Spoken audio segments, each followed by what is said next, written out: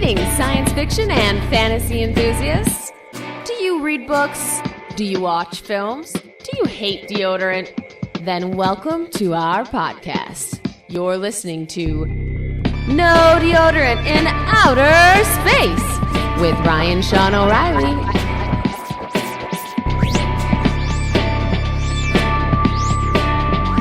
Now, let's get started. On the surface, I was calm. In secret, without really admitting it, I was waiting for something. Her return? How could I have been waiting for that? We all know that we are material creatures, subject to the laws of physiology and physics, and not even the power of our feelings combined can defeat those laws. All we can do is detest them. The age-old faith of lovers and poets in the power of love, stronger than death, that finis vitae sed non amoris, is a lie, useless and not even funny. So must one be resigned to being a clock that measures the passage of time, now out of order, now repaired, and whose mechanism generates despair and love as soon as its maker sets it going. Are we to grow used to the idea that every man relives ancient torments, which are all more profound because they grow comic with repetition? That human existence should repeat itself? Well and good, but that it should repeat itself like a hackneyed tune, or a record a drunkard keeps playing as he feeds coins into the jukebox?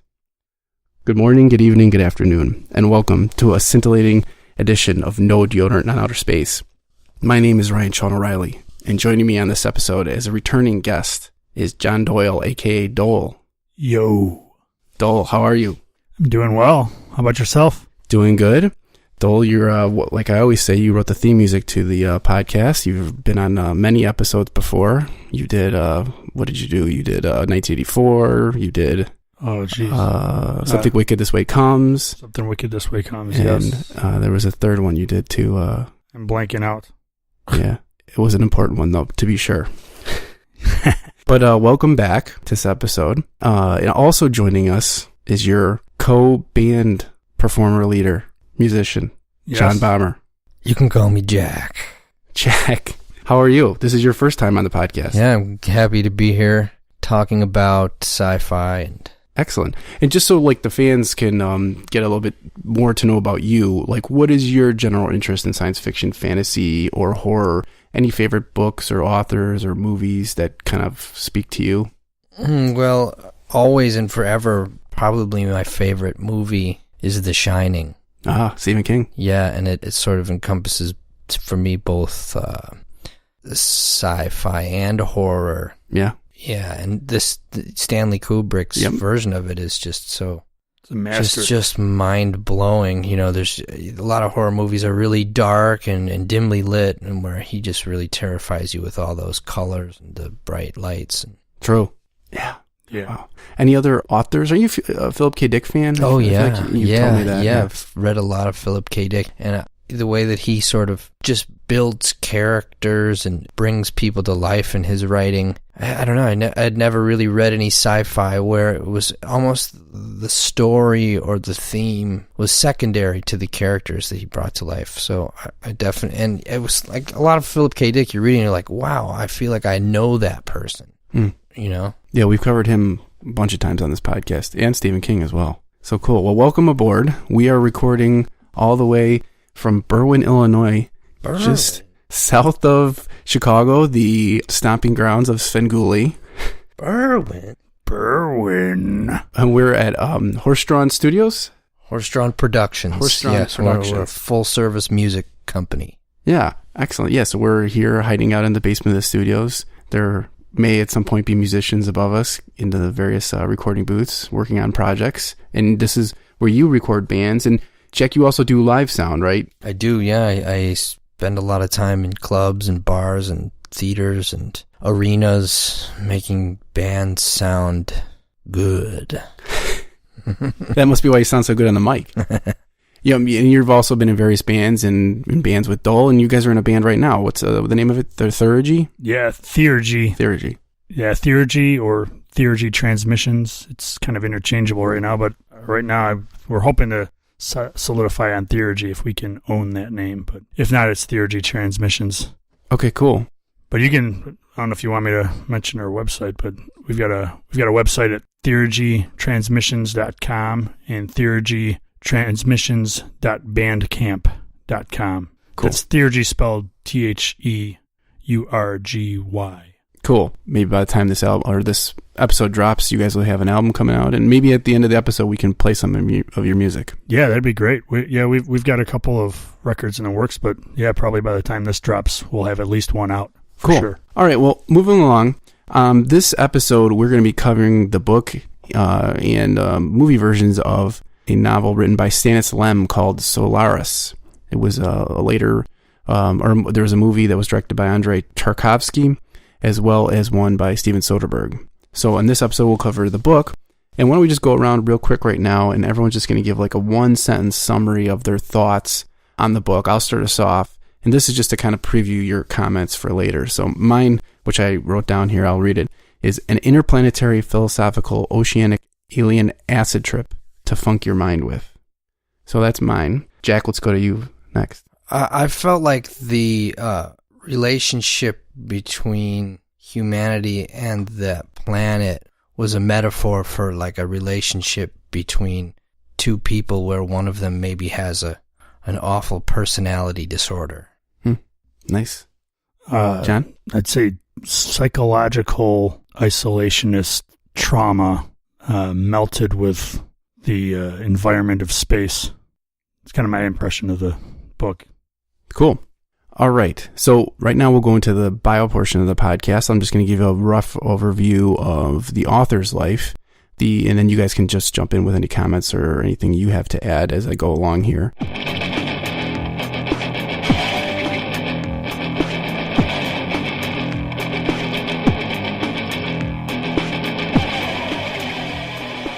The book was written by Stanislaw Lem, who was born September 12th or 13th, 1921.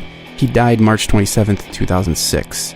His birthday, actually, I believe he was born on the 13th, but because of superstition over being born on the 13th, they changed his birth certificate to say the 12th. It was one fun little fact I saw there. He was the son of a laryngologist. I'm not sure what that practice is. Is that like throat? Yeah, throat doctor. Okay, throat so doctor. his father was a physician. He's, of course, Polish, born in Poland. He was also the first cousin to a poet, Marian Hemar, who I'm not familiar with. He claimed he was raised Roman Catholic, although he has, I think his family has Jewish roots. He later said that he was an atheist. There was a quote I saw on Wikipedia that he said, "For more reasons, the world appears to me to be but put together in such a painful way that I prefer to believe that it was not created intentionally." He was, I guess, an atheist or maybe an agnostic. I think he might have said that at some point too. In between like 1941 and 44, during the Nazi occupation, his family had to falsify papers to avoid imprisonment. He did some work as a car mechanic and a welder, and he occasionally would steal munitions from storehouses that he had access to and pass them on to the Polish resistance. His father pushed him to pursue medical studies, so he did go to medical school. However, he didn't take his final exam. He did that so he could avoid military service. I guess if he would have completed schooling and took the exam, he would have go right into the military. So he avoided that. Although he did end up doing some hospital work, he assisted with some childbirths and cesarean section. But it's noted that he said the sight of blood disturbed him and caused him to drop out of medicine. His literary debut was in 1946. He had some poetry and as well as some sci-fi. In 1951, he published his first book, The Astronauts, although I believe that was not actually the first book he wrote. That was the first one to get published. During Stalinism in Poland, a lot of the stuff had to get approved by censors from the communist regime. So I think his other stuff was just not getting published because of that. And he had to make various compromises in some of his early work. And I think he was not happy with some of his earlier work because of how he had to filter it through to get it approved. Was Solaris part of that too, or no? I don't think so, because I don't think that's part of his early work. Let's see. Later on, after de-Stalinization, he became more prolific because freedom of speech increased.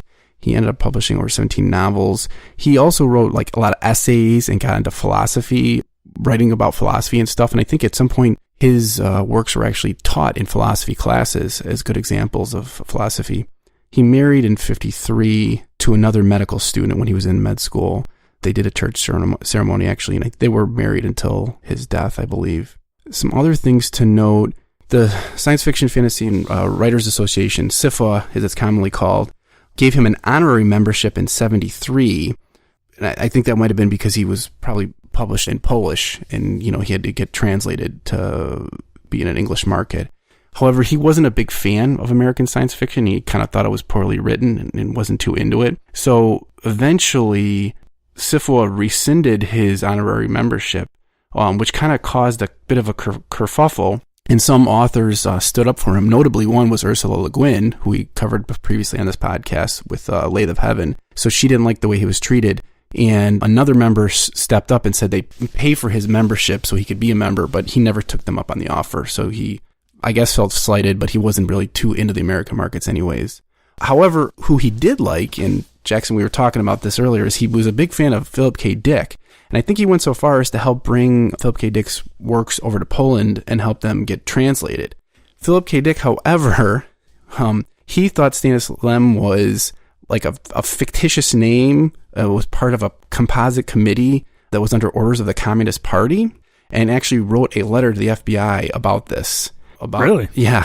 And later on, I guess he was shortchanged with some royalties for the Polish translation of his work, and he blamed Stanislaw Lem on that. So really, classic Philip K. Dick. Yeah, I mean, he had mental problems. Yeah. So Stanislaw was. I don't know much about Philip K. Dick's biography, but so he was paranoid, schizophrenic. Yeah, he or went something. bananas. Yeah. Didn't you listen to our former episodes? Yeah, but I don't remember. I don't remember. I've listened to all the episodes, but it's a blur. You can go back and listen to the. We did, I think, one Philip K. Dick book, or story at least every year. Yeah. So, he's a brilliant writer, but cuckoo town. Yeah, he had issues. So that's kind of it's just like a very fitting story about him. Here's his fan over in Poland, who then he blames as being a composite communist party and also shortchanging him royalties. It's funny. Yeah, like I said, later on, he kind of got more into just doing philosophical stuff. It seemed like he got a little bit crotchety at the end of his life. He was felt disappointed with the sci-fi genre. He was sort of pessimistic about technology. Yeah, I read about that. Yeah, what did you see? He wasn't into the internet. I was reading. I was more reading some of the reviews of the movies, but one of the comments that there was an interview with him, and it was something to do with his thoughts on Tarkovsky's film, and he said that, and it was right around the time that Soderbergh's film came out, and they asked him, have you seen the Soderbergh film yet? And he said, no, I was so disappointed with the Tarkovsky film that I don't know if that's why he quit writing, but he said something about, I don't even write anymore. Yeah. He's just like, I think he was saying that the publishers keep pressuring him. They want more work from him, but he said something about I'm not driven by the dollar to put out more work. Yeah, it's almost like he felt like he said what he needed to say. He wasn't going to just write to write. Well, yeah, and the comment he said that I read was something to the effect that he said, I don't want to cheat my readers and give them something just to make money. Yeah, right. I want to put out something that's from the heart, which I respected that. So. Yeah. He was very well respected in general. Theodore Sturgeon said that he was one of the most widely read science fiction writers. In Poland in the 60s and 70s, he kind of stayed under the radar with critics who sort of dismissed him as mass market, according to Wikipedia.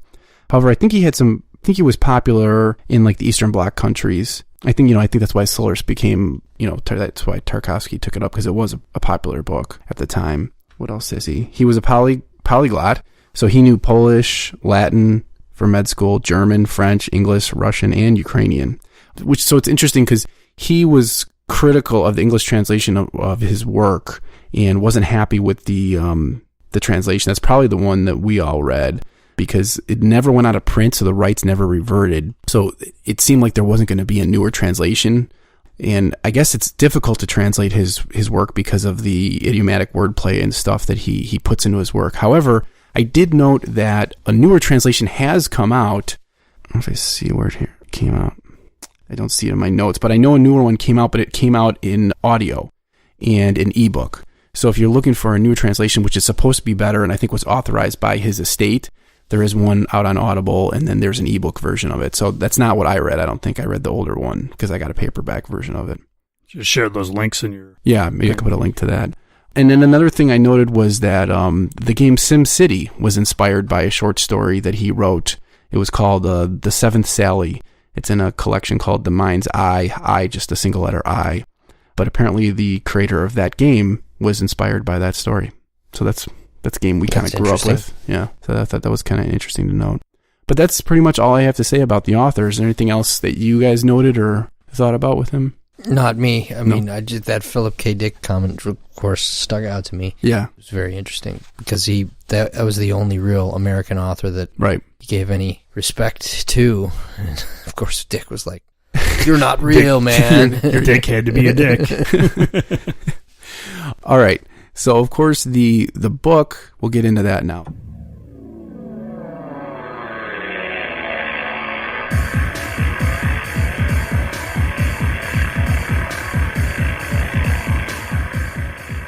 So the book was published in 1961. I think that's like, it came out a little bit later. What did I say what his first publication date was? I can't remember. Was it 54? You mean his first ever published work? Yeah. Well, you have to go back and listen. But that's when Solaris came out. Here's my attempt at a synopsis. So at the request of a former colleague, psychologist Chris Kelvin is sent to a research station at the planet Solaris. On arrival, he discovers that the colleague who requested his presence has already committed suicide, and the other two scientists remaining are acting very strange. Kelvin discovers that although the scientists have failed to make meaningful contact with the alien life form found there, a massive living oceanic plasma, contact has been made in the form of real-life visitors manifested from their subconscious. Kelvin is immediately confronted with the presence of his former lover, for whose death he feels responsible. What motivations lie behind the alien ocean's profound ability to create true-life replicas of the crew's thoughts? So that's essentially what the story is about. So we can kind of get into the discussion here. Let's talk about the visitors right off the get-go. Well, I guess let me give a little bit more explanation. Solaris is a planet. We were just discussing this. On the planet, there's a huge ocean plasma that's the size. It's an ocean, and it's like essentially one or a multitude of living organisms that operate as one. And it's so significant that it actually affects the gravitational orbit of the planet, I believe. I think it's got two suns. Yeah, there's two suns, like one blue one red one. Something like that. And so as far as this world is concerned, that's the only... And the day is only 4 hours long or something like that? Yeah, it's something like that. It's like 4 hours and then and then 4 hours of sleep and then another sun comes up. Yeah, so it's totally different environment. Right. It's the only known alien life form that mankind knows about. So the book sets up this long history of having discovered this ocean and realizing it's alive. People go out there and try to test it and do all these kind of research and then try to communicate with it. And after, I don't know, years and years and years of this, they failed. They've never been able to make... Well, that's not really true. No? No, because they do... Well, they can't figure out what it's doing. Well, they figure out it's doing something that seems to be rational. Well, imitates things. Yes. They put different objects down by this ocean, and then it tries to mimic the... Yeah. At very first, it would touch the object, like a shovel or whatever, and it would retract, and then touch it, and then retract. But then eventually it started... Some of the astronauts or whatever you want to call them. Solarists. Yeah, they would call. Yeah. And Solarists they're like whatever, I don't know, the astronauts that are in Solaris's vicinity or whatever. Yeah. So, or investigating, experimenting with it. So some of the later Solarists would discover that the ocean would start building, imitating the look of cities and structures that are human, but they didn't really have complete detail. They'd just be all pure white. I think. Yeah. I don't know if you guys picked the same thing up, but that's what I think I remember reading was that they would build houses. They're just all beige or something. They're all just one bland color. Yeah. And then eventually, one particular Solarist that has some sort of trauma. I think he is two Solarists are out doing an investigation of an area, a search, a reconnaissance, and one of them gets killed, I think, and the other one, while he's out there, sees the ocean make what looks like a giant baby. Yeah, yeah. And that was one of the most... particularly disturbed by it. Yeah. Because he said it was moving in weird ways. Like a normal. puppet. Yeah. It was like a baby, but it wasn't making gestures like a baby would make. It was stretching its mouth and making these facial features like someone who is using their hand to twist and conjecture a puppet.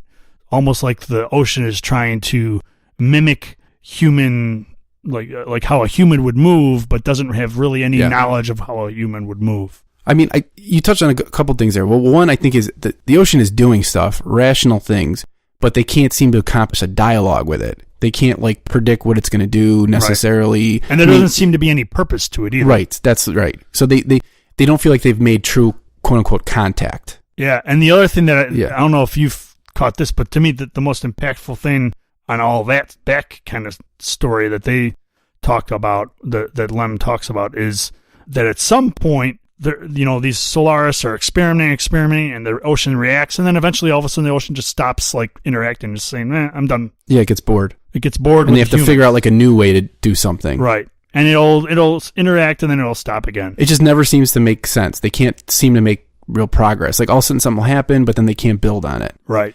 So this brings up the other thing I wanted to mention about this, is this book, I found it very easy to read, and it's sort of more like a philosophical book, but it also, to me, seems like a sort of a hard science book. I don't know how accurate the technologies are in it, but at some point, there's definitely a section when it gets into the history of the book where you're sort of bogged down with the theories about Solaris and all these different scientists and, like, think this, and they tried that, and then this happened.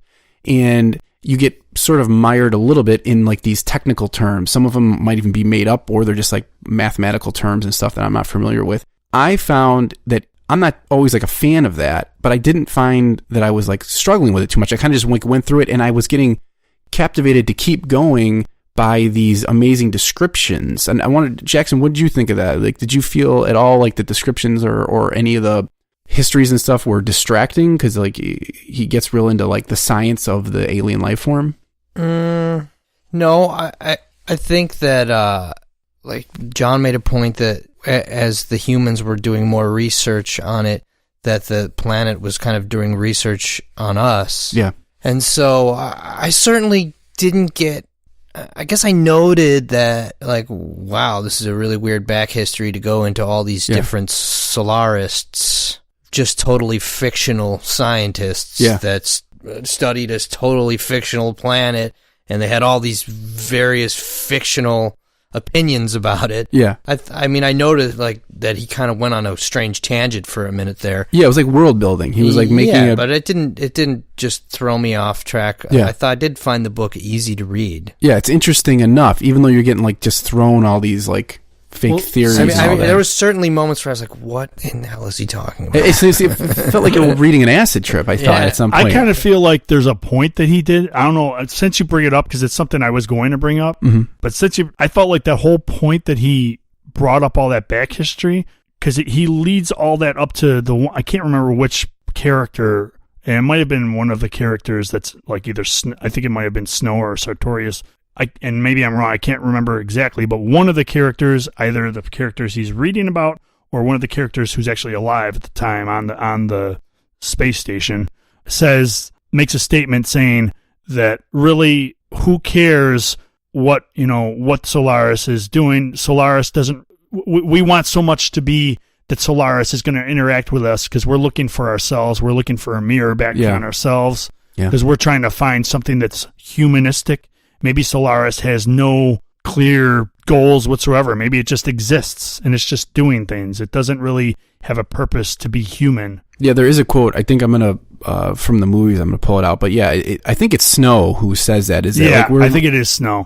We go across the galaxy claiming that we're looking for alien life, but we're essentially just looking for ourselves. And we're essentially looking to just extend humanity. Yeah. Like, we just want to conquer the world and make it more of us. And I kind of feel like that statement, there's a reason Lem put that statement in there, and that's why I think that he put all that backstory to lead up to that statement, because I think that that's critical to the story. I think that's I think that's what the story is about. It's about, the inability of humans to actually meaningfully make contact with an alien life form. Like, we might find an alien life form and just not be able to just have a conversation with it. It might just be this thing we're just trying to study and figure out, and there's not an answer.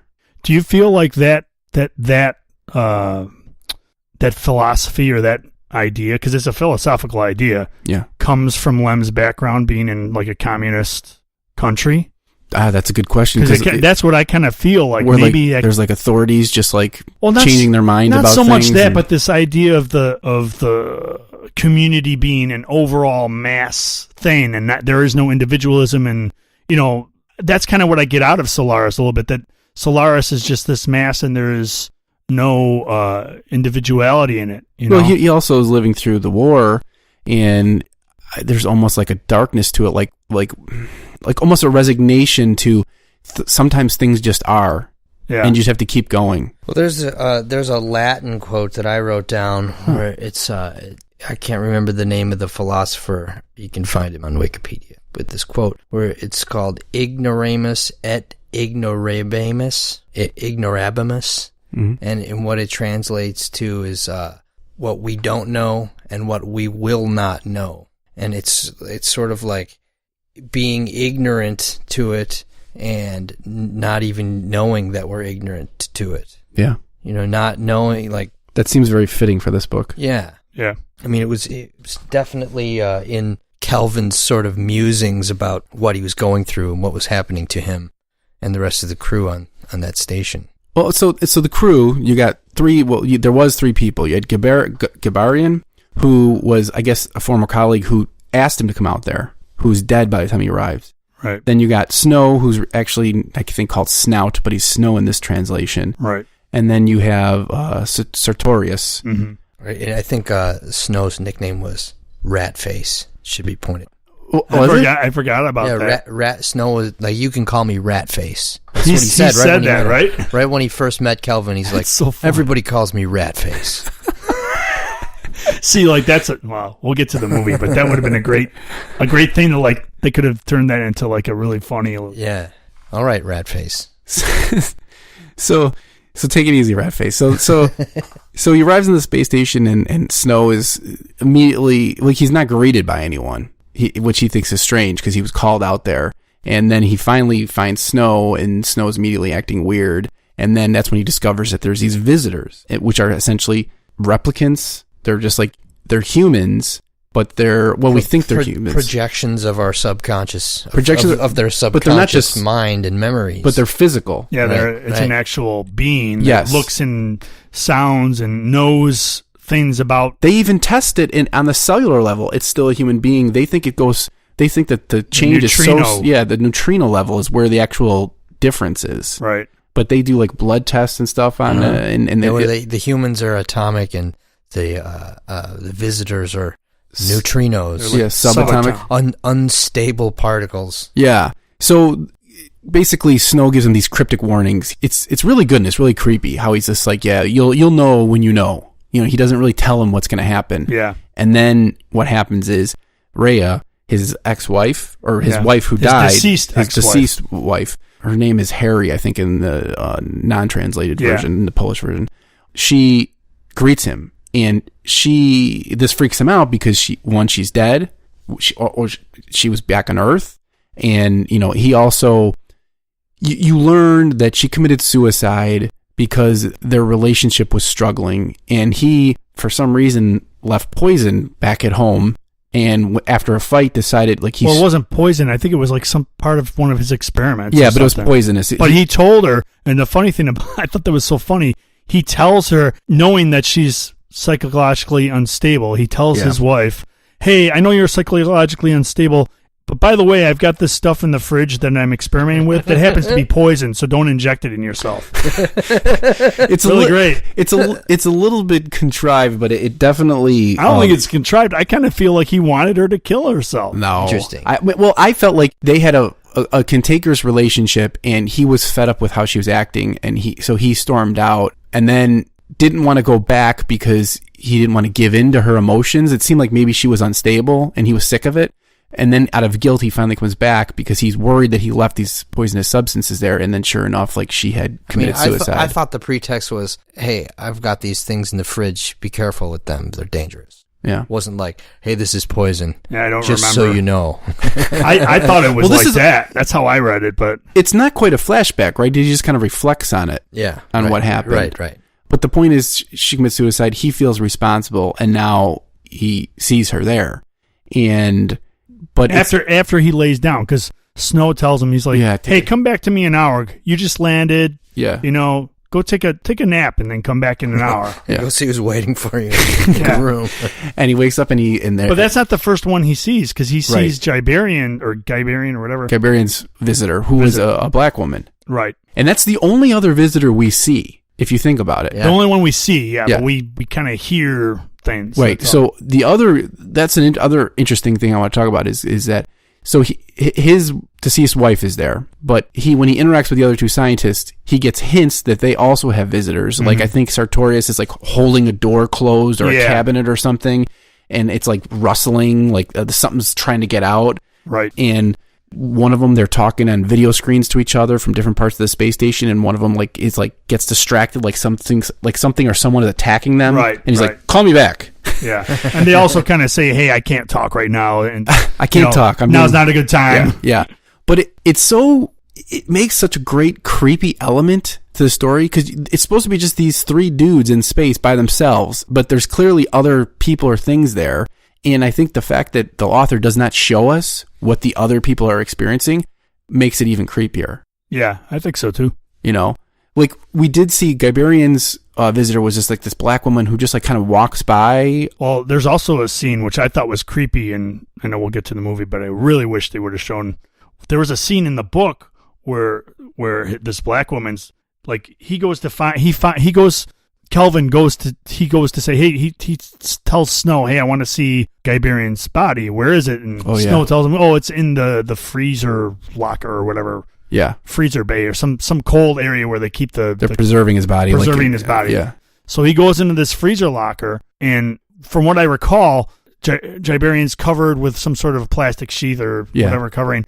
And then he notices that there's actually a body on top of Guyberian. Like, this woman's laying on top of him under the blanket or thing too, with her arms kind of there. I thought that was really creepy. I thought she was just like cuddling with his body. Cuddling with his dead corpse. Yeah, I thought that was super creepy. Yeah, that was a little strange. And I was disappointed not to see that scene in the movie. I thought maybe there was going to be some sort of interaction between Kelvin and her, but never happened. I don't. Does she come back ever, or that's it? She's just in the freezer with him, and that's just all. There, and that's it.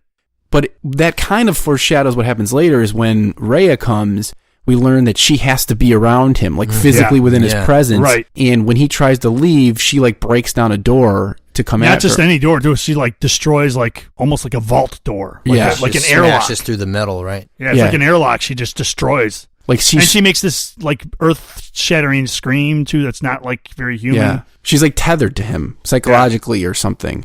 But later on, that relaxes, right? Because he is able to leave her. I think that relaxes when she starts to retain some of the memories of maybe their relationship crumbling apart in his real relationship, and then she starts resenting him, and then she's like pushes him away. But she doesn't freak out anymore when he can like leave her. Well, no, in the book, she was always kind of close by, where she'd be down the hallway where she could be within earshot. Yeah. He like figures out a way. He's like, hey, don't worry, you sit there. The door's a little bit ajar. Yeah. Oh, yeah. She never really kind of left his side after they... But was it like she was getting more and more space as they went on, or no? Or was that just I don't know so much about that. Maybe a little bit, but it sure seemed like she was still kind of tethered to him. So that was part of, like, I guess the horror element is that, like, his, like, deceased wife is back, and he feels conflicted but also joy to see her, but yet, like, he's trapped to be around her. And, like, she's, like, the same but not the same. Yeah. And you realize that she's, like, sort of a construct of his memories. Pulled from his subconscious. If I can sort of talk a little bit about what I mentioned in my impression overall of the story, this metaphor where I felt like Kelvin was sort of almost duped by this construct of Solariana, the ocean, the planet, sort of, and it reminded me a lot of what you deal with when you talk to or become friends with someone who has like a personality disorder, whether it be like narcissism or a borderline personality disorder, where they sort of like mirror things and sort of try to be the kind of person that they want you to be, and in a way they're not actually real. That they think you want them to be. Yeah, exactly. And it's sort of like and it really rang my bell because I've known a lot of people like that, where it was like, wow, this is maybe a metaphor for that. And there was a couple of quotes I wrote down here where Kelvin refers to the visitor Rhea as an instrument of torture which loves you and wishes you nothing but good. Yeah. And that was like a really powerful statement. It was like sort of having known a lot of people like that who are sort of cruel and don't even know what they're doing to you. Yeah. And they don't want to be away from you. She says that to him times. She's like, you think I'm cruel, like an abomination, or like, I forget what her quotes are. She's constantly telling him, you hate me. Yeah. He's like, no, I don't hate you. That kind of behavior is very indicative of someone with that kind of a personality disorder. Yeah. You know, she is a construct from his subconscious. As you pointed out, she came from when he was sleeping, right? You guys said that to me. Right. Like, later on... well, the first time, you never mentioned the first time he sees her. Yeah, let's talk about that. The very first time he sees her, almost nothing becomes of it. Like, he barely talks to this woman, Rhea or Harry, and he's so freaked out because he doesn't know what she's going to do. So he fools her into boarding one of the escape or small one of the shuttles. Oh, and locks her in. Says, I'll be in there in a second. And he quickly locks the door. He's like, we're going to take a trip. We're going to take a real quick trip. Yeah, and then he fires her off into space. See you later. Yeah. What do you guys think about that? Like, he takes his manifestation with his wife, puts her in the shuttle. I mean, you sort of don't blame him because she's supposed to be dead. He does it so fast, and he doesn't even have time to escape the launch pad. Yeah, he burns himself. He has like radiation burns and stuff. Yeah, and she is stuck out on this shuttle, like orbiting the planet, I believe, right? Right. And she's just out there, and then that's when he comes back to Snow, and Snow's like, so you had a visitor, and you figured out a way to take care of her. Yeah, and then he was like, she'll be back. Yeah. And it was like, what? And then she does come back, a new version of her. So then you're dealing with this crazy plot where there is one version of his deceased wife on a shuttle orbiting the planet, and then a new version on the space station with him. Right. And he even they come back to that later on when Kelvin starts coming around and starts actually liking her. Yeah. And it's so funny because he basically is like, he sort of like, I'm going to just stay in the space station forever with my wife because like he feels guilty about her death, and now she's back and he's like happy. Yeah. So now he's into her. He wants to be with her. But then at the same time, she starts retaining some of her memory, or the real Rhea's memory, and starts resenting him and feeling suicidal. Well, does she retain it, or does Snow tell her? I don't. Or does it come from his subconscious? The encephalogram thing too. Yeah, right. Well, that's later. Well, yeah, sure. The Sartorius, the other scientist, comes up with this idea. Well, like, maybe if we do a scan of your brain and bombard the ocean with it, it'll get rid of it. This whole thing started, the visitors started appearing when they did an illegal experiment, I think, blasting the ocean with X-rays. Yeah. The ocean hadn't been doing something for a while. They blasted with X-rays, which they, I guess, weren't supposed to do, because I guess it's a living thing, so it's like torturing it, maybe. Right. And then all of a sudden these visitors started appering, and what I got from maybe it's like, we'll blast you. Yeah. And then, wow, I never thought of that. What I got from that is that then later on, there's this crisis where he's falling in love with his wife, and then I felt like, I don't remember, I mean, definitely in one of the film versions, this is what happens, but at some point she becomes aware that she committed suicide back on Earth. Right. And I thought it was maybe the other scientists tell her that. I can't remember, but the point I was trying to get to is, at some point, she tries to kill herself, and then I think she does momentarily. She drinks liquid oxygen. Right, and we think she's dead. Yeah. And during that time, she isn't really dead, but we think she's dead. And I think Snow, or maybe it's Sartorius, one of them tell Kelvin, well, don't worry, man, she's not really dead, but if you're really worried, just bring the one that's floating up in space back. She's still around. Yeah. And then she resurrects. But he also puts a question to her, like, because like at the end, he's like, I think Kelvin's like, he wants to stay there with her and live out his life with her. But then Sartorius is like, well, what about the other one? Yeah. Are you going to bring, or he's like, Kelvin's is thinking about bringing her back to Earth. Yeah, right. And he's like, well, are you going to bring the second one? And then are you going to have two of them back on Earth?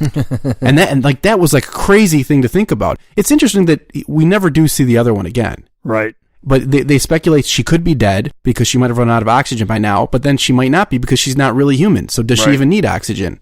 Yeah. I thought that was messed up. But then they determine he can't bring either of them back because the replicas are tethered to the ocean because it's like... Well, that was speculative. Right. Well, they are the ocean. They're part of it, yeah. I guess maybe it was a theory, but it seemed like they believed it, like that if they got too far away from the planet, that they would sort of just disintegrate. There's a stark difference with that in the Soderbergh movie. I don't know if you we'll get into that. We'll get to that, but that was a significant thing, I thought. But so, like, it is the reason why, like, Calvin can't just, like, have a happy ending and just leave and go back to Earth with his replica wife. They're like, as soon as you get a certain distance from the planet, she's just going to disintegrate. Yeah. So then the scientists are like, you know, they sort of, they don't completely ignore it. You almost have, like, Sartorius, who's, like, just being a serious scientist, like, we have a problem we need to address here.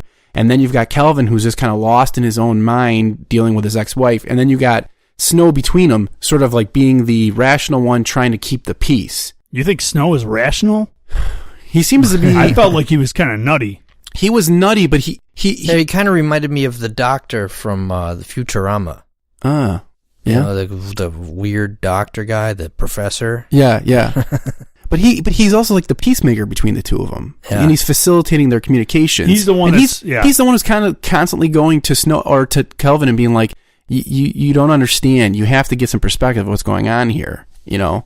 Yeah, I could see that. He's trying to, because at one point Calvin goes to him and he's like, you know, he's like arguing with him. He's like, you know, why won't you like let us go to Earth and blah blah blah. And then Snow's like, look, I'm not stopping you from doing anything. You realize there's a problem with what you're doing, and now you're trying to argue with me because you want me to argue against you, and I'm not. I thought that was a really interesting conversation where you see how much Calvin is just struggling himself. Yeah. You know, that leads me to this quote because, that's a really good point because he was trying to get approval from Snow. Yeah. And Lem wrote that in regards to madness, the brain which has created or is the problem cannot be counted on to resolve it. And so he was trying to go to these other guys to get an answer to the issue, which was like, I want to keep my wife around. Yeah. It wasn't really his wife. Yeah. Yeah. And you know, then Sartorius comes up with a couple of ideas, like, well, we can blast these visitors with neutrinos or whatever it was. Yeah, he's going to create the Annihilator. Then right? Destroy them, essentially, like vaporize them. Yeah. Or else, where he would scan Kelvin's brain and fire it into the ocean and see what that does. And so Calvin's immediately against the Annihilator because he doesn't want his wife to go away. Yeah. And so Snow tells him, okay, I convinced Sartorius to do the encephalogram first. Yeah. And the interesting thing is, so they do that. They scan Calvin's brain and they fire it into the ocean. Yeah, so the entire contents of his thinking mind. Yeah. And this goes back to kind of what John was saying when the pilot saw the giant baby, where the ocean sort of learned all that it needed to, and then it just got bored. And so that again sort of resonated with me in that like personality disorder metaphor.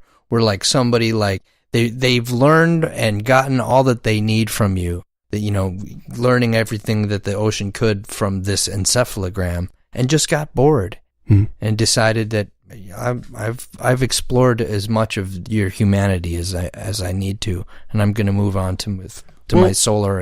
An interesting thing happens is that the visitors stop once they fire the encephalogram into the ocean, and what I took from that is that the visitors were manifestations of their subconscious thoughts, which was the ocean reading their minds when they slept, and that when they finally fired his entire brain in there into the ocean, including, like, I guess, his conscious thoughts, the visitors stopped because it's almost like the ocean finally, like, understood what it was doing. Yeah. Like, before it was sending the visitors, it just, because it thought, like, this is who humans are. It was because it was reading all the subconscious thoughts. Then when it got the full picture, then it was like, oh, okay. And it didn't send the visitors because maybe it realized that it was going to be torturing them or something like that. It's just like it gave the alien ocean like a different perspective and sort of corrected the problem.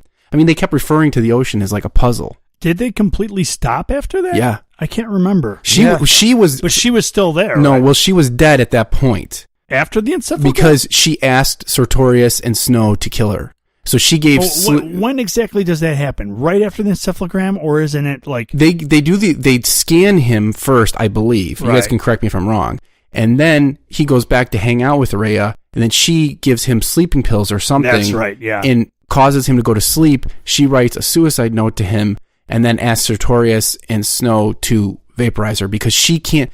Now that she's realizing more about herself, she realizes that she's not his real wife. She's an alien thing. So here's a question. Do you think that that's a result of the encephalogram? Like, the encephalogram somehow ingested all of Kelvin's thoughts and torments into the... That makes sense. Into the planet, which then somehow registered into Rhea, and then Rhea's like, oh, you know what, I got to get out of here. I didn't take that way. I felt like Rhea was her own... She's part of the ocean, but she's a very interesting character, right? Because she knows she's an alien, and yet... She's not like just like a copy. Like she really is like her own person, but she's different. You know, it's hard to wrap your mind around her exactly, because she's not like a Borg. She's not just like a copy of a human being. Right, she has emotions. She responds. She's a copy of a human being based on his thoughts, but she also has her own thoughts that are different than the original Rhea, right? So it's almost like she is another person, even though she's not. Well, what thoughts does she have that are completely devoid of Rhea? She's thinking that she's realizing that she's an alien. She has like maybe her own emotions and whatnot. I feel like there's discussions between them at some point where they're like, the visitors don't even realize who they are themselves. And then she eventually does come around to realize that she is a visitor.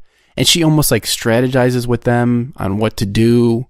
But yeah, I do remember some of that. And like, why would she do that if she was just an agent of the ocean? Oh yeah, I didn't get that. I didn't feel like she was just like devoid of her own thoughts. Right. I mean, that's what's so unique about this concept. I feel like though that all those thoughts were all derivative of the Rhea personality. Like, but she is autonomous though, right? She's like not just doing what he wants. What she's not. No, I think that she eventually is. Once she kind of grows or whatever, for the short time she's around, she starts becoming more and more like Rhea. But yes, because she's not existing in the time when Rhea really was on Earth, she was like born one day and then 7 days later she's still around. Well, do you guys think that she committed suicide? Like, it's almost like just the past repeating itself? I kind of thought that too. Yeah, I kind of feel like that. Like at that point, she's become... she's ingested or she's manifested all of Rhea's personality traits, the real Rhea that had killed herself before, and that's why she starts trying to kill herself, is because she's exhibiting all the same personality, traits of the real Rhea. Right. If the ocean is like mimicking her, why not? Why wouldn't it mimic those personality characteristics of an unstable person? So then he's like has like a double tragedy of like reliving his wife's suicide twice. Yeah. Well, and I mean, the reason I say that, I ask you, is she really autonomous? Does she really have her own thoughts? Like her being, maybe she's the ocean. I don't know. I don't think she does. I think that the ocean is just kind of like, hey, here's Rhea, blah, blah, blah, blah. Here's Rhea. Like the ocean isn't contributing really anything. The ocean's just kind of putting up this puppet, and that puppet happens to have all of Rhea's memories and things, and that's why, like... But she doesn't seem to have, like... Well, the ocean, they don't know what the ocean's agenda is. So she's not, like, there... I mean, like, you can see, like, a classic sci-fi tale where she would be, like, a clone, and then, like, they think she's the Rhea of their past, and then it would, like, she'd, like, twist on them and, like, do something, nefarious. She doesn't do that. Right. But I also think... So it makes this so unique story. All the things like you said, she even contributes to saying what they should do. I feel like she's just kind of spitting back what's being told to her, or what she overhears. Like she says, I'm a visitor. I know what you mean. I'm not really human. Instead, she's saying basically what she's heard. She's not really contributing anything. But then he tells her, like, she's like, she almost asks him, like, do you love me? Or do you love your wife? And then at some point, I think he's like, I love you, whoever you are. Right.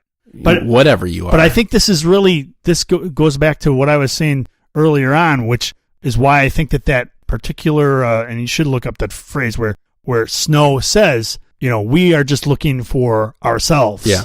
And I feel like that Rhea is just a mirror. It's not really giving us anything. He even says that. It says she's a mirror that reflects part of your mind. Yeah, she's not really anything new. There's nothing new there's no newness. Is he being selfish by wanting to keep her around? I'd say, but Yeah. I mean, human.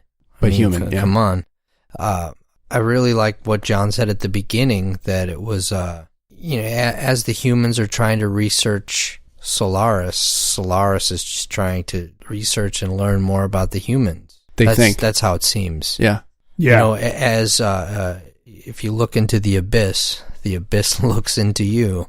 So that's like Nietzsche or something. It's funny you use the word abyss, because I kind of feel like the film Abyss has a lot in common with, or at least thematically, the story has a lot in common with the ocean. Is that James Cameron? James Cameron. And James Cameron, we'll get to it, but James Cameron executive produced Soderbergh's. Oh, I didn't know that. Yeah. But yeah, the Abyss, the ocean on Earth, the deep, deep, deep ocean interacts with humans and actually has a more humanistic quality. Is not like the ocean on Solaris. It's like it actually is trying to make contact and, Well, there's a chapter in the book that never really comes to play in either of the movies, but where they describe all of the insane behaviors of the ocean, where the ocean will build these crazy structures that almost like cities and stuff. Yeah, right? and you can go in them and stand on them and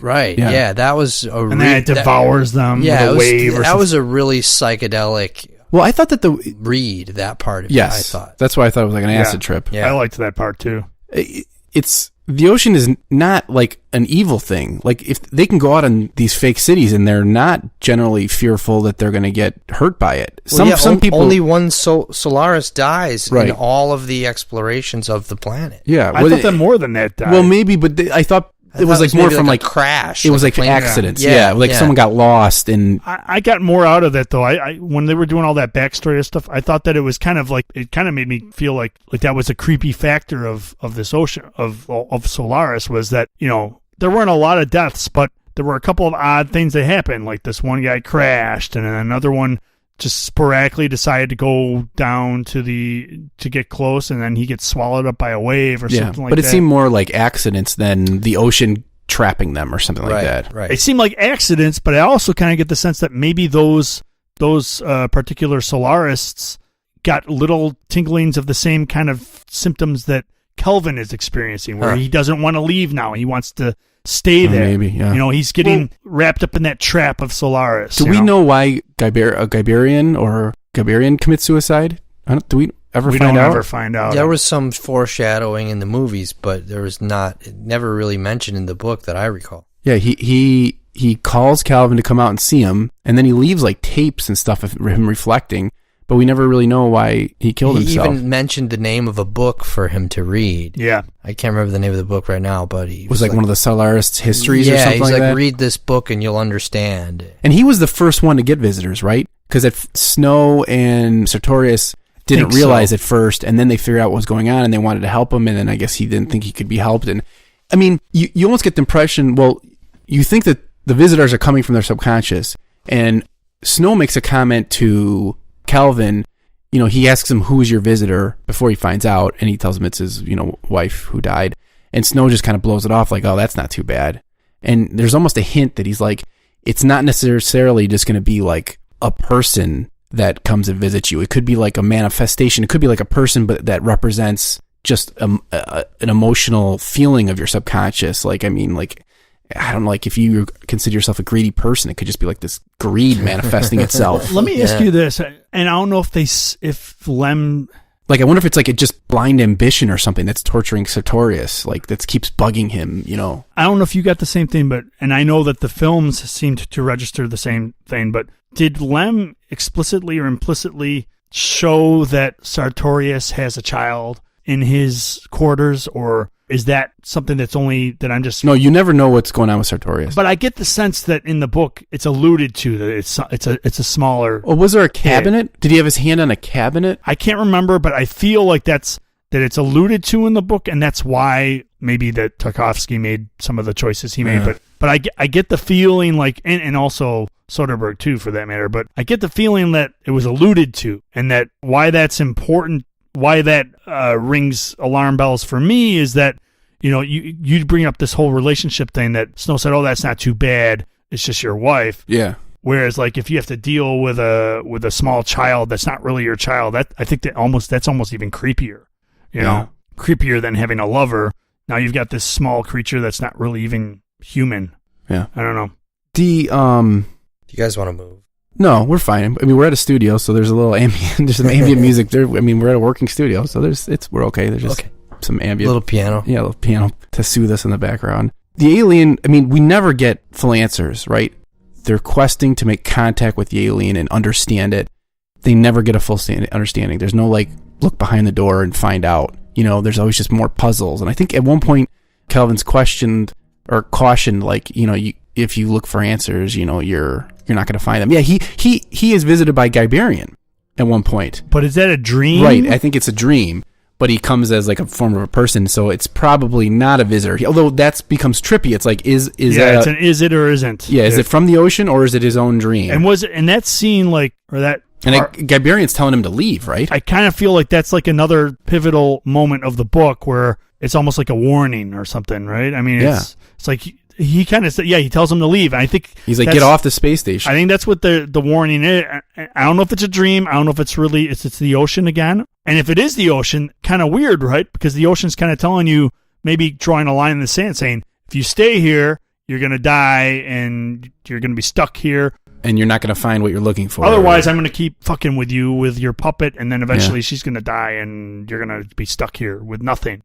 I don't know. Doesn't that happen when Rhea leaves the room and goes and talks to one of the scientists? I think so. Secretly? And then kind of tries to play it off? Yeah, I think so. I don't remember that part. Yeah, she does do that. And then I think that's a prelude to her committing suicide. Yeah, I think so. Yeah. I was very impressed with all the stuff that we're kind of talking about. I think there was a definite trajectory from start to end of what Lem was trying to accomplish. I think he's trying to tell that message that, if you keep looking for your reflection of yourself in this alien life form, you're going to look too far into the abyss, like you said, and you're not going to get out. And I kind of feel like leading up to that moment, that was the moment in the book where he's like, this is your last chance, get out while you still can. And then so then what about the ending? So the ending is, if I remember correctly, Kelvin decides, I think they all decide they're going to stay there, they're not going to leave. Do they? I thought that it was revealed to Kelvin, hey, we wiped out Rhea, she's gone, she's not coming back. Yeah, and her request. Yeah, and I don't know if, well, let's also say there is a danger that the Solaris project is going to be shut down, right? Isn't that starting off the book? I thought that they were starting to talk about, at that point, hey, they are going to shut down the project and we have to go back. I don't know if they say we're going back, but I thought that there was a message that, hey, we have to start making plans to go back home to Earth. I thought that there was. Maybe I'm Is there talk also about destroying the ocean? Does Sartorius suggest that? Yeah, but I don't think they ever really tried anything But like at this point, since the ocean's been studied so long and they feel like it's been fruitless, they're losing like funds or something like that. Yeah. It's like, hey, this is the last of this project and we got to wrap it up. We're not getting what we want. I feel like that was the discussion after Rhea's wiped out. They're kind of like, we're wiping our hands. All right, sounds like we're going to have to start making plans to go back. And then at that point, oh yeah, they are. They're planning. And then Kelvin decides, I'm going to go take a walk. Right, and this is how it ends. Then Kelvin's like, I kind of got out of that. Like they're like, oh well, we're done. Yeah, Rhea's gone. Sorry. Oh, by the way, we got to figure out how to get the hell out of here and go home. And I think that Kelvin's kind of like, what the hell's just happened? You just killed my wife again. Well, if we're going to leave, I'm at least going to get one last look. I never even been on Solaris. Yeah, he's been in the space station the whole time. I'm going to go fly down there and check it out, Yeah, he tells them, and they're like, are you going to come back? And he's like, yeah, don't worry, I'll come back. He's like, I can't live with myself if I never even visited the planet once. Right. He feels like I'm a Solarist. I should at least say I visited Solaris. Yeah. So then he jumps in this chopper or whatever, this small craft, and flies down. And then all of a sudden, Solaris creates this island. Yeah. And he's able to land his ship on the island. Yeah. And he gets out of the ship, I think, and he's like walking around or something. He walks around, I think, and I don't know if I'm remembering exactly, but I think he gets back on the ship again, and then he just flies the ship into a wave and just dies. Well, does he die? I don't know. He just disappears. Does he get like it kind of just gets absorbed into Solaris, into the ocean? I think so. Yeah. And then we don't know. And then that's it. But it's like, yeah, like what does that mean? It's like he's like this. He's like giving himself over to the ocean. To me, that's it. He gave up. He went into the abyss. I feel like that was after that. Before Rhea gets wiped out, Guyberian came and visited him and said, "Get out while you still can." He doesn't. He gets attached to Rhea, and when they destroy Rhea, then he's like emotionally distraught. He's like, I got to find Rhea again. I think that's like what's in his head. Oh, yeah. When he goes down to the island, he's like, maybe I can find her if I go. He doesn't say this in the book, but I kind of feel like that's what he's implying. But I thought they tell him, like, there's no more visitors, and I thought they tell him she's not coming back. Yeah. I hate to keep beating this same metaphor to death, but it's like that same thing with the that personality thing. It's like when you have something like that you feel so strongly for, and then it's taken away, it's almost like hard to go on living without it. Yeah. And so it would make sense that Calvin would be like, I don't want to leave. If this ocean is if that's where Rhea is, if that's where my love is, I'd rather die here than continue on alone on Earth. Yeah, like when he tells Snow and Sartorius, I'll be back. I mean, I don't feel like he really meant it. I feel like he's like, I'll be back.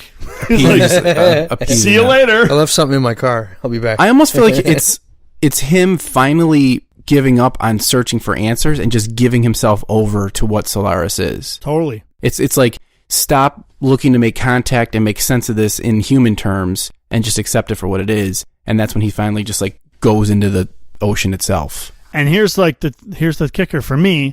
I feel like all that backstory, or those other characters that are just kind of glanced over, that the other scientists. I feel like the way I got it, the history of researchers. I feel like those people that disappeared in the ocean and died, I feel like maybe they went through the same thing to a certain extent, and they just got trapped, and that this is like we're seeing the actual story from start to finish of what happened to one of the Solarists that perishes, in the ocean, So he was sent there because I think Earth hadn't heard anything from those scientists in a while, and then Guyberian asked for him to come out. Like, they knew something was wrong, right? And so he was called out there to figure it out, and ends up bringing his own unique past with him, which he has to reconfront because of the ocean, and then finally, let's go. Yeah. Like he goes out there, he kind of reconfronts himself, and then learns to let go of that. And then, I don't know. Do you guys feel like it's a negative ending? I liked it. I loved the book start to finish. It definitely. But do you feel like it's a negative ending? Like it's like a like it's a tragedy, or like he's dying? I don't think it's a tragedy. I feel like the story is about Kelvin. He starts out as a normal Solarist or whatever scientist, whatever you want to call it. I think he's a psychologist. Psychologist he is, yeah. But I mean, he starts out coming from the analytical perspective. Hey, I'm here to do this job.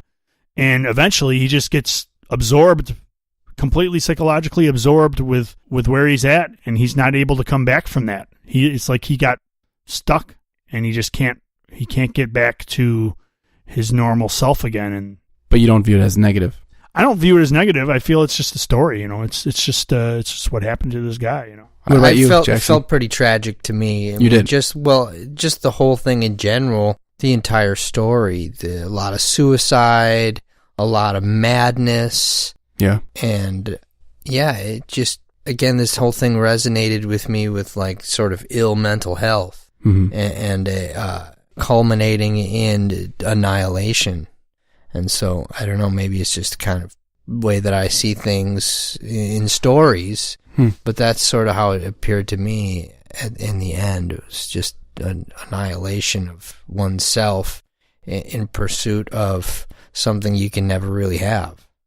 I almost see that, but in a different way, like almost like an annihilation, but not in a negative way, like almost like him advancing into like a new understanding of the universe by giving himself over to the moment.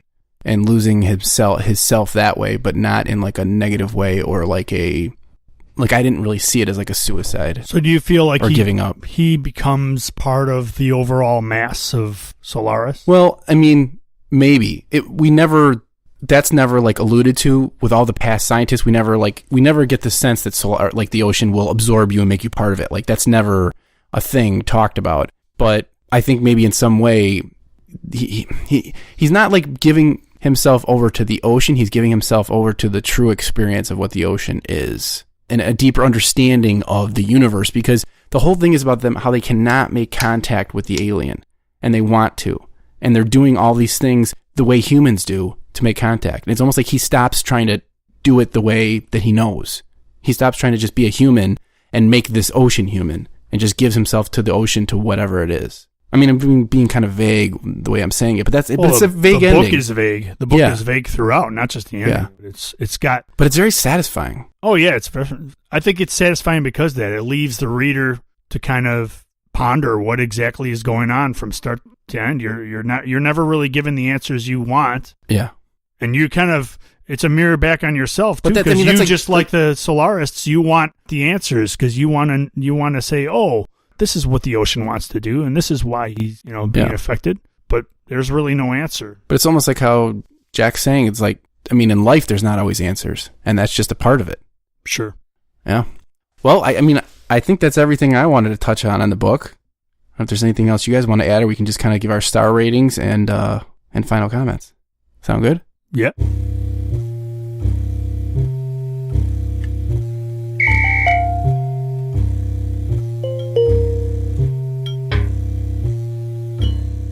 I guess I'll start. I'm just gonna say this was a phenomenal book, and I'm giving it 5 stars, 5 out of 5. I think it's just like a masterpiece. I recommend it to anyone. It's a short book, even though it's like kind of heavy with philosophical themes, and there's like science, like kind of heavy science in it. It's like it doesn't read heavy. It's like a quick read, and it does leave you, like you were saying, John, like thinking and pondering and stuff like that. And like, I don't know what else. I don't think there's nothing else I wanted from this book. I think it had everything in it. It's not like other books, and it's unique. I think the alien that he created, this ocean alien planet thing, that's so unique. I don't know if it was ever done before or it's been done afterwards, but it was like, it's just so different. Like, it's so refreshing to read that. Yeah, I felt like that too, for sure. When I first read it, when I was about halfway in the book when reading it, and I was like, this is so cool. I don't think I've ever read or heard of a story of an alien planet where it's the whole planet. The ocean of the planet is actually the alien or the other life form. I thought it was cool. And there's not like a trick at the end that you're going to learn the solution to. Right. And then, okay, now I got it. It's like, no, it just leaves it open-ended, but in just like this great, beautiful way. Yeah. Almost poetic. So, I mean, that's my surmises of this 5 stars, and, everyone should read this. It's a great book. So, Jack, what about you? Well, out of 5 stars, how many would you give it? I would give it 5 for sure. This concept of trying to put humanity into this anthropomorphized ocean, it was just such a cool story because it really, for me personally, illuminated a lot of my humanity as I've been sort of comparing this ocean and the way it was behaving by imitating people. It really kind of pointed out a lot out to me about myself and about of certain personalities of humanity that I've encountered throughout my journeys. And so I certainly would recommend this book to anyone who's a science fiction reader. I mean, this is only my first time on the show, so I guess I don't have a star rating that I can really just throw around, so why not just give it 5 stars as my first? Well, I think, like, that's a sign of great books, is that make you think and have a different understanding or perspective of life. Yeah, I mean, it was a great book, and I'm glad that I got a chance to be part of all this. Cool. John? Yeah, I would definitely give it 5 stars. I'm actually surprised that I don't see it on the shelves more often than I think it should. I feel like it's a strong enough read. It's never been out of print, but it's not. But I don't really see it everywhere. Yeah. I mean, I had to look up for it online to order it. But I mean, I had always heard of the book and heard of the movies. But I'm surprised because I feel like it's such a strong book and such an easy, quick read that it should be like kind of like a very it should be up there with things like with books like Dune and and others of that nature. I feel like it's a strong enough book. It's really good. I don't know if it's because it's more abstract that it can be less appealing to general audiences? I'm not sure. I feel like it's very appealing. It was very, it's like you said, it's an easy read. Yeah. It's not really long. It's like, 250 pages? Something like that. Yeah, it's really, really quick to read. I mean, I read this thing, I think, in like 3 days. It was so fast. Yeah. And I'm the kind of person that it takes me a while to read stuff because I'm just a slow reader because I just like to retain everything I read. But you liked it, so I really dug it. Yeah. I really dug it. If I don't like something, it's torture for me to read, you know? And this was not like that at all. It was a very quick read. That's why I'd give it 5 stars. Not only was it a quick read, but I really feel like it made me think. It made me, it shook me. It made me want to know more about myself and reflect on myself. It's awesome. How it affected me reading the book. So to me, that's what deserves a 5-star rating. If it's a book that changes you a little bit too, Mm-hmm. Well, cool. Thanks for joining me, guys, and reviewing this book. Before we go, you guys are both been in many, many, many bands. Indeed. I've known you guys since like high school. John, you've been in I Decline. Jack, you had your own solo project, Bury the Machines. Yeah, it's ongoing. What other bands have you been in? I played bass for a group called Iklatus. That's right. I did play in a group called Yakuza for a while. Mm-hmm. Contributed to some Indian records. You produce a lot of stuff, too. Yeah, I've produced a lot of albums with bands here at Horse-Drawn, but mainly I try to do Bury the Machines and Theurgy with John. And, I'm just always writing. And Theurgy is like more like, because a lot of your stuff is like heavy. Yeah, this is a little bit more accessible, a little more poppy. I mean, still New wave, would you describe it? Maybe a little, dark wave or something. Okay. Yeah, it's like new wave, dark wave, a little bit of industrial, a little bit of pop. Somewhere in the zone between Lost in the Forest with The Cure and, among the archaic, mechanical, and industrial zone of Ministry. I mean, we're here in Chicago, so I think that it's impossible for us not to be influenced by industrial music here, and we're surrounded by just large building structures and such. Mm-hmm. And so how do you spell Theurgy again? Theurgy. Okay. We've been collaborating with a guy named Mike Fabiano, another fellow we went to high school with, and he has a lot like strong techno and dance, electronica influences, and so he really brings that sound to the band, which John and I mean, we're essentially rock and roll, pop music. You're writers. the guitar player. Yeah, I play guitar. John's on drums and vocals. And on bass, you guys got Tony. Tony, right? Yeah, Tony Hooper. It's funny, like the way the project just kind of started is Jack and I were just kind of we had been working on music for a long time on a recording project. We had like something like 20 songs in various stages of manifestation over like a 10-15 year period, and I Decline was kind of fading out for me just because the guys they were losing interest, and I really wanted to start a new project with somebody, and I had always had this stuff on the back burner with Jack.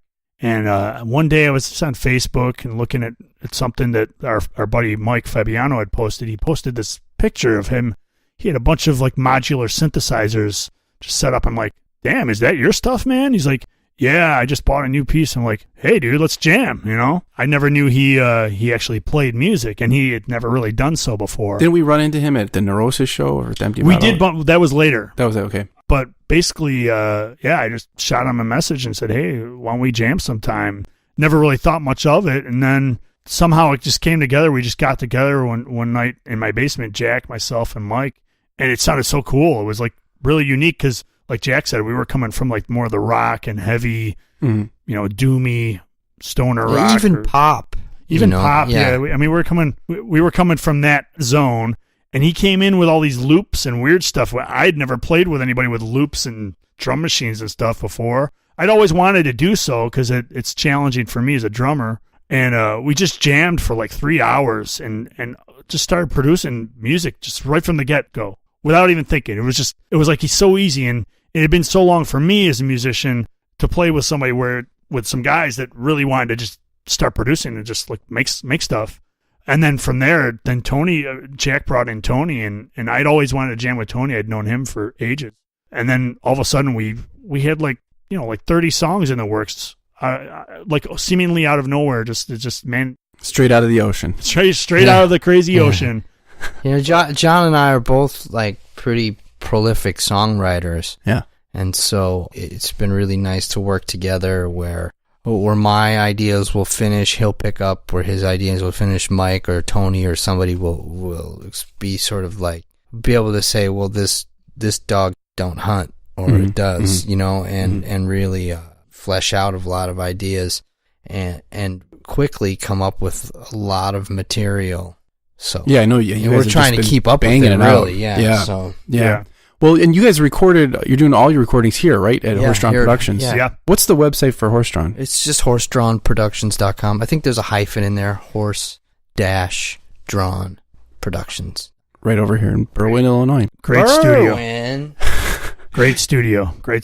All right, and you guys want to give us a preview? Do you know what song you want to play at the end here? We'll have to Hiding Your Face in the Wall. Okay, we'll play a cut off your new album to play us out. Yeah, this a little bit backstory. This song is about a true story about a woman who was practicing witchcraft and went out on an island off the coast of Scotland and discovered what they call a fairy mound. And she disappeared. They couldn't find her. The old couple that she was living with couldn't find her, and then her body was discovered, and she was laying stretched out, spread eagle on top of this fairy mound with seemingly died of they have no idea how she passed away. But the fairy mounds are known in Celtic lore to be gateways into other dimensions. All right, cool. That's Hiding Your Face in the Wall. So we'll listen to that and invite anyone to visit our website at www.nodeodorant.com. Check us out, subscribe to our podcast, write reviews. We're on Apple Podcasts, TuneIn Radio, Google Play. We also have a feed on YouTube. So write reviews, leave comments, appreciate any and all feedback. And with that, we'll invite you to join us later in the month when we discuss the movie versions of Solaris. And until then, we'll say good night. Good night, everyone. Good night, America. Good night.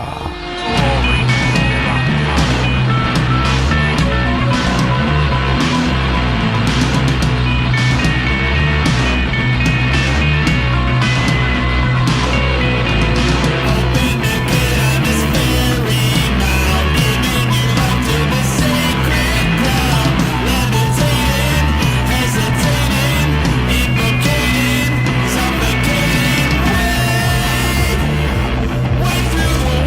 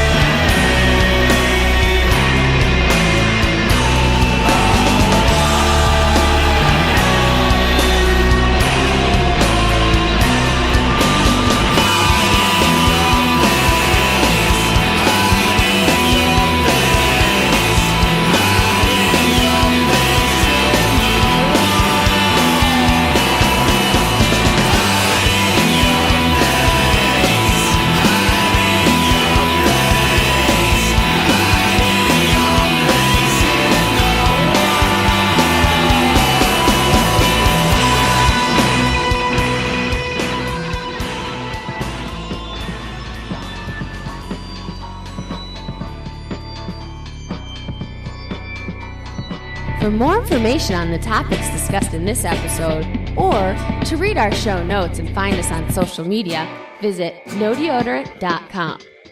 For more information on Ryan Sean O'Reilly and his various works of fiction, visit ryanseanoreilly.com. The theme music for this podcast was written by John Doyle from the band I Decline. You can visit him at i-decline.com. Voiceover for this podcast was provided by me, Margaret O'Reilly. Well, that concludes our episode. We hope you've learned a lot.